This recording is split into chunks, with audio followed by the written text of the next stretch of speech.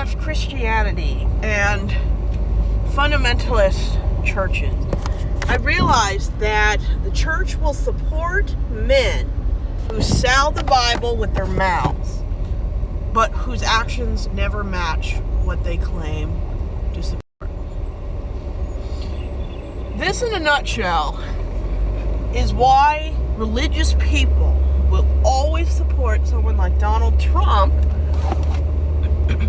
over somebody who is just as qualified, but less white, less nuclear family, less racist.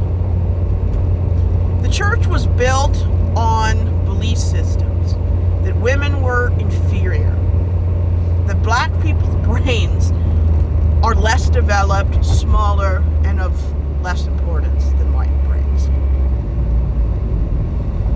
The children are the property of their parents, that marriage is essential to the continuation of society, regardless of how much a woman gives and how little she receives in turn. So, when you look at why certain decades in American history were the most racist, homophobic, you will find that it's usually during those decades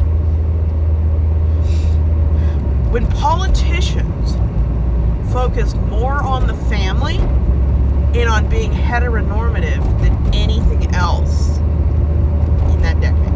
That's why the 1950s and the 1980s are so insidiously known for being anti-individuality, because religion doesn't like people who are different.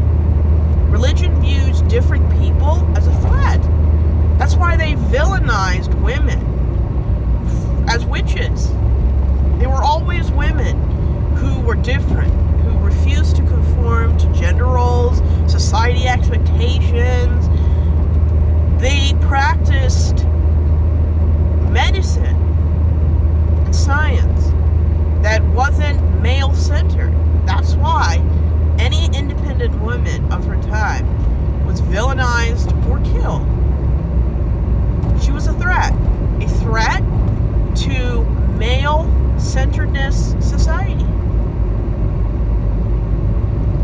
Religion is no different from a business, because at the end of the day, businesses, churches, criminal families, they will always support who gets them the most influence, who impacts their bottom dollar, and who makes them look or who gives them the best image of respectability. That's why Christians like the nuclear family. Even though if you read the Bible, there is no justification or personal, let's say the Bible, like slavery, never tells people how a family is supposed to look. The ideal biblical woman looks nothing like a trad wife. A biblical woman in Proverbs is a woman who has her own business and does just as much labor and mental labor as a man of her time did. You have to be either ignorant or extremely biased against certain people to even believe that a woman's place is in the home. Where in the Bible does it say that? The ideal woman in Proverbs left the house, had her own business, sold things. You have to cut things out of the Bible to even believe what I was taught as a child.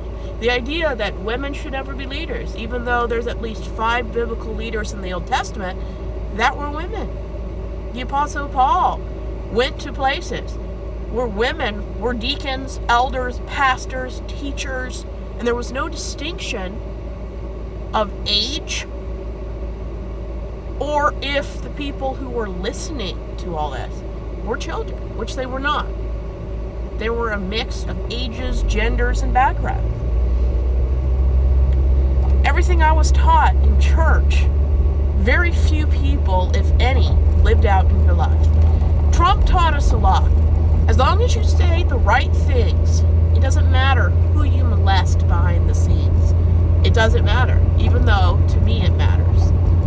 You can commit the worst felonies and acts of human trafficking depravity, and religious people will not care because it doesn't fit what kind of agenda they want. And nobody does agenda like religion. In my opinion, religion is the source of all evil. No matter what amount of good things that religion does will ever make up for all the lives, all the murders, all the martyrdom, CSA, SA, it really does not matter. At the end of the day, nothing under God's green earth is going to make up for all the bad. And in my opinion, if your institution, your belief system is responsible for 200 acts of murder and martyrdom, you have nowhere to come back from. There is no way in hell you can come back from that. And you can say all the right things. Because let's be honest, no Christian is watching. Nobody's analyzing if this person is a real Christian. It doesn't matter. As long as you say the right things, go to the right places, marry the right bimbo, and have 2 kids, you can beat your wife, you can assault her, you can have 3 mistresses. And you won't even be removed from church leadership. I've been to over 10 churches in my time. You can have a separate family, a love child, and they still won't kick you out of church because God is forgiving. Well, he might be, but she won't be. Hopefully. Because no woman of any internal self-reflection or self-confidence would put up with crap like that. But Christianity creates the environment. It doesn't matter what these pieces of garbage do. It's all about image and presentation. And you can do anything. You can commit anything. You can boast about anything. And as long as you act at some point with contrition and repentance, they'll reinstate you and you can keep on going on touching kids. Because deep down in religion, it doesn't matter what you do. It's what bullshit diarrhea comes out of your mouth. You can pledge to God. You can donate money. And this is why religious people won't turn their back on Trump. It doesn't matter what he does. It matters what he says, what label he's given himself, how many Bibles he's sold. It doesn't matter who he really is and what he really does. That's Christianity in a nutshell.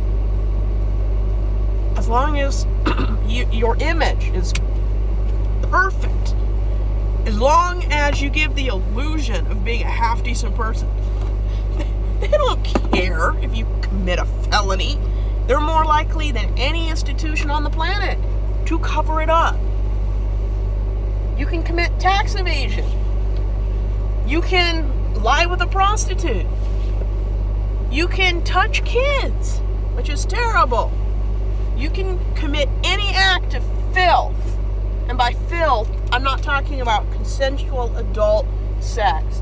I'm talking about acts of depravity, domestic violence. And it doesn't matter to these people. You can be the worst human being imaginable. They'll still take you back because nothing is more important than forgiveness. And who really cares what bad you do? As long as you look like a good family man, you don't kill anybody, But I'm sure even that, they would find a way to justify it and keep the person because they want their money. They want membership. And as long as you say the right verbal diarrhea, who cares what you do? Even though I'm more interested in what someone consistently does than the BS that comes out of their mouth. But Christianity will always support people like Trump because they care more about their white agenda, their God, than they do about integrity, fighting hypocrisy, and keeping people from touching kids. It's all about image. That's why every denomination of Christianity has rampant CSA and SA. Because it doesn't matter what people do. It matters what jargon comes out of their mouth to make sure that they're in the same group as everyone else. And religion does it so well, they have court documents proving it.